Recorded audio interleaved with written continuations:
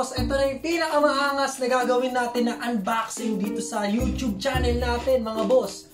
Etong mga nakikita nyo na to mga boss, ito yung mga return parcel na na-return. Ito yung mga parcel na na-return sa shop natin.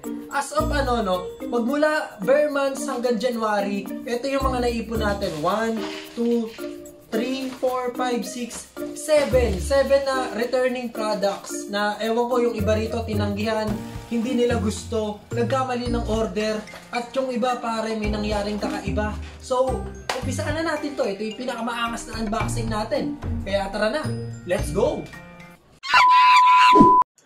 Umpisaan natin dito sa pinakamalaki mga boss. Wag na natin ipakita kung sino yung mabait na to, pero ito yung ni-return niya mga boss. Sa pagkakaalala ko, kaya niya ni-return to is parang basta kadalasan lang naman ng mga nagre-return, hindi na raw nila bibilin, which is very bad mga boss. Dahil kung bibili kayo sa shop o kahit saan mang Shopee, dapat yung nakapag-decide ka talaga na bibili ka. Dahil once na ma-order mo yung order mo sa Shopee mga boss, pinagtutuunan niya ng oras, ng pagod at saka ng pera mga boss. So ito yung ni-return niya, tignan natin. Ito in fairness dito sa nag-return na to mga boss, binalik niya pa sa kahon, pero tingin ko nagamit na mga boss. Yan, nabuksan na. So hindi ito yung gamit ko na karton. Okay, nag-effort siya sa karton. Yung iba kasi mga boss, talagang ewan ko ba. So ayan, ibig sabihin nagamit na. Nandito na yung mga bala sa loob eh. Kargahan natin ng bala tapos subukan na rin natin. Baka naman kasi hindi naman kasi talaga gumagana kaya isinuli. So tignan natin. Yan, refillan lang natin to ng mga BBs mga boss. Tapos ito yung pinaka-unit. In fairness naman, wala namang gas-gas. Okay naman yung unit mga boss. So subukan na natin to agad. Lagay natin ng Lagay natin yung magazine.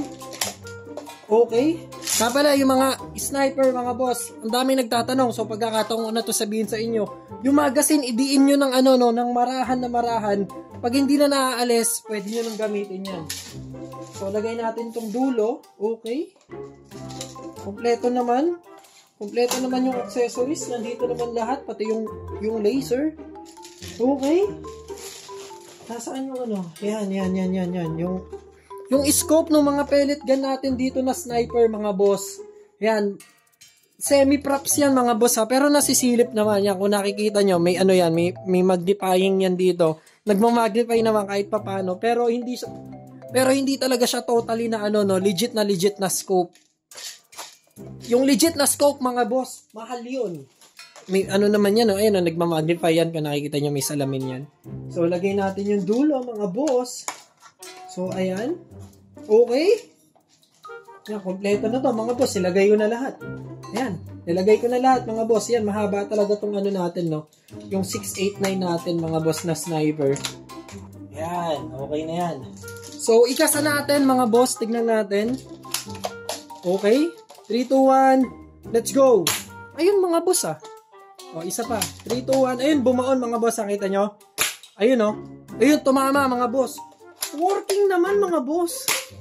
Pero mga boss, hindi talaga nawawalan ng minsan may hindi gumagana talaga mga boss. Kaya ang pinagagawa ko, pinare-return ko talaga. Pero kung ganito naman boss, na gumagana na naman boss, yung pellet gun na binili mo sa akin boss, bakit mo naman siya i-return boss? No, diba no?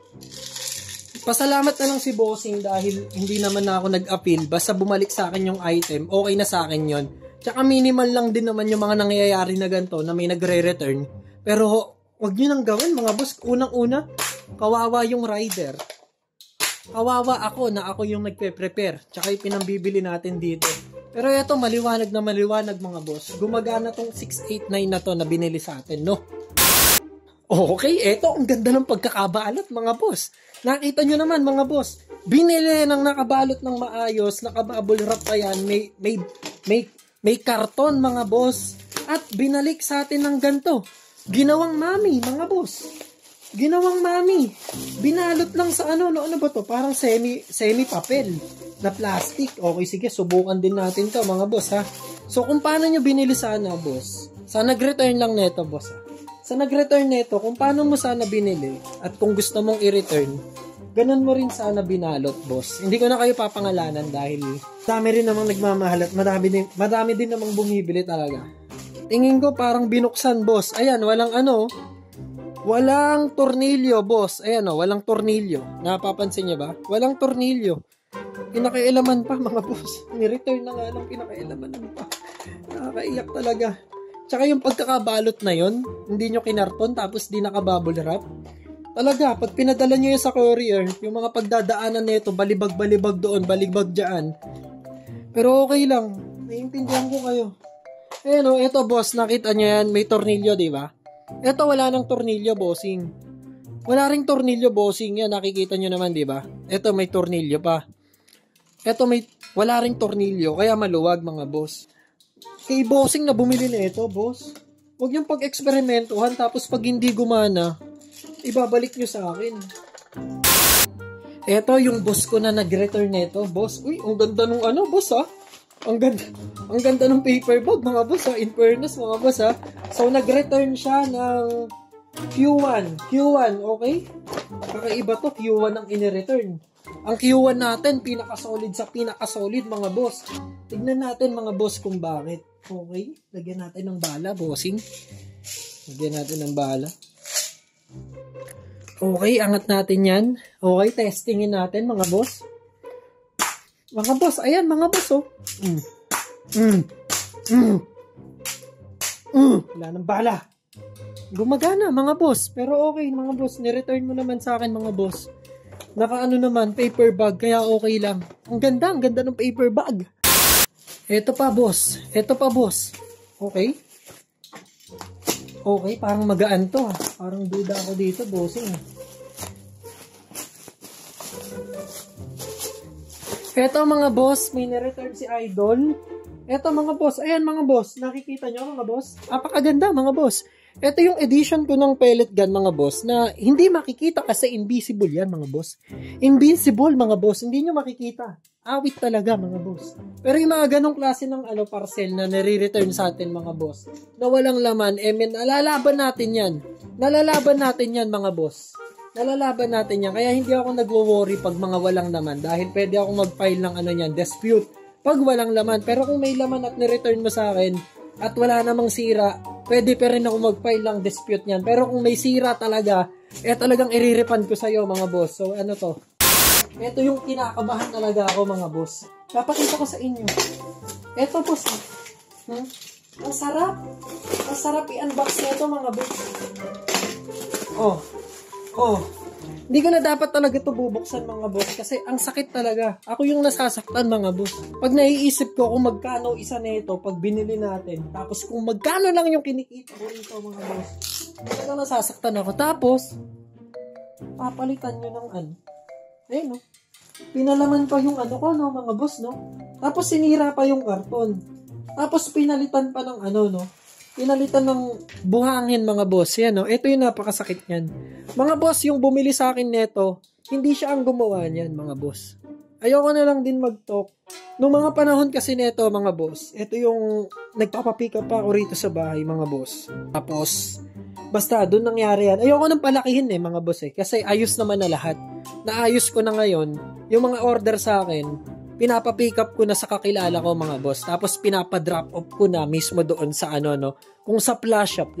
Pag sa JNT, sa JNT. Ganun na yung ginagawa ko, mga boss. Pero sa mga pick-upper talaga, hindi na ako nagpapapick up, mga boss. Para maiwasan ko yung ganito.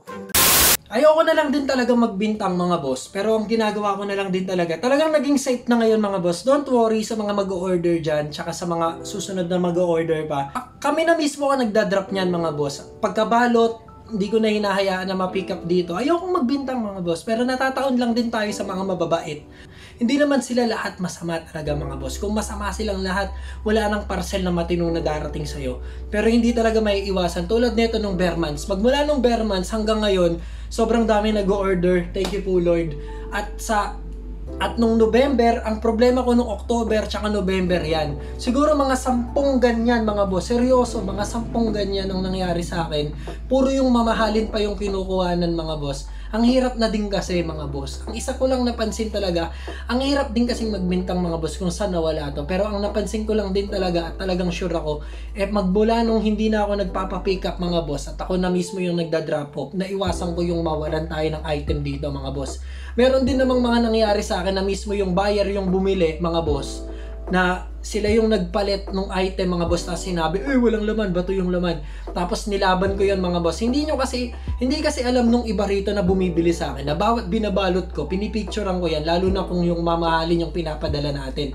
Pinipicturean ko yan, side by side, yung way bill, katabi yung item na binili mo, may picture yan. Kaya panatagan loob ko na sinama ko doon mga boss. Tsaka hindi naman ako mangi-scam mga boss, lagi nyo ako nakikita dito. Yun din kasi yung kinakasakit ng loob ko mga boss. May nangyari pa nung last week lang mga boss, may nakalusot na naman na isa. Doon naman yun sa JTT. Yan, sa JTT pare. Okay lang, nangyayari talaga. Pero ang masakit, ako yung nawalan, puhunan ko mga boss. HKBP9 yung nawala mga boss. Yung HKBP9, ang laki ng puhunan nun mga boss. Libo mga boss yung puhunan nun. Kaya talagang ang sakit mga boss. Ngayon, nakaano na siya. Pero yung bumili nung kasi mga boss, sinabi sa akin na parang nang-i-scam daw ako mga boss. Ako pa mang-i-scam sa inyo? Lagi nyo ako nakikita rito. Pag nawalan kayo mga boss, sabihin nyo agad sa akin. Pa-file natin yan ng case. Katulad nung ginawa natin dito sa mga to. Pina-file natin yan ng case. Marerepand sa'yo mga boss kung mangyari man to ngayon. Pero sinisigurado ko na safe naman na magmula ngayon mga boss. Dahil na-alarma na din sila na-alarma na din sila dahil nagre-reklama na rin naman na ako, tapos ako na mismo nagda-drop niyan. Sinisigurado ko sa inyo na safe lahat yan mga boss. Ako na yung mismong nagdadala doon. Kaya ngayon mga boss, Flash, JNT, safe na tayo dyan. Paminsan-minsan, nalulusutan. Pero hindi natin hahayaan yan mga boss. Susolusyonan natin lahat yan. So yun lang mga boss. Maraming salamat sa inyo. Ito na yung pinaka-astig na unboxing natin. Di ba mga boss? Di ba? Ito yung pinaka-masakit sa akin na unboxing kasi ayokong makita yung item ko na pinadala ko sa inyo ng maayos tapos ibabalik nyo rito sa akin ng sira-sira. Hindi madaling mag-business mga boss. Kahit ako boss, yung kamay ko pagod na pagod no. So yun lang guys, ayoko na magreklamo, ayoko na magdrama. Gusto ko lang peace tayo dito lahat. Yan, good vibes lang. Maraming salamat sa inyo mga boss. Yeah, bye-bye. Let's go.